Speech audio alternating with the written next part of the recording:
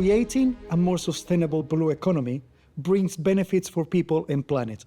And this is one of the core objectives of the International Maritime Organization as a member of the United Nations family.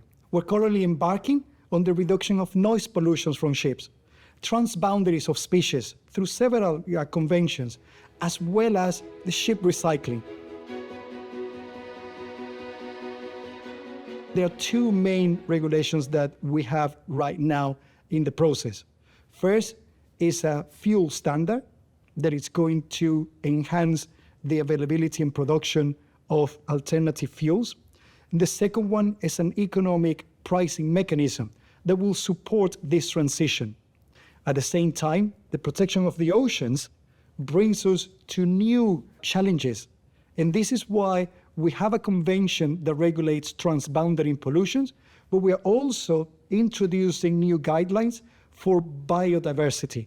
Radiated underwater noise, it's also high on the agenda of IMO, as well as the enhancement of the Polar Code for the protection of the polar regions, both the Arctic and the Antarctic. I'm confident that we will achieve the goals that we have established to decarbonize the sector, to enhance our safety requirements, to focus on people, particularly the training, and of course, create a secure environment for ships to continue to strive and operate. We need to recognize that not all countries are at the same level, and we need to address concerns.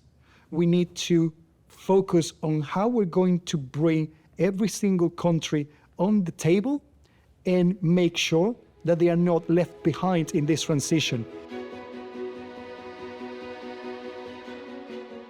By bringing together the continuous expertise that we have, by embracing change, by adapting, as we have always done, to external factors. It could be a pandemic, it could be geopolitical situations. We will be always prepared, not just to be reactive, but to be proactive. The way that we look at developing the regulations now is very much enhancing the data-driven information, the experience, the expertise, and what others are doing in this respect. That's what I continue to call on all stakeholders in the industry, as well as member states, to share their experience with IMO. I want to enhance the visibility of shipping, the importance and the role that we play in the global economy. Trade is expected to increase by around 2% this year, and on average, 2.4% annually between 2025 and 2029.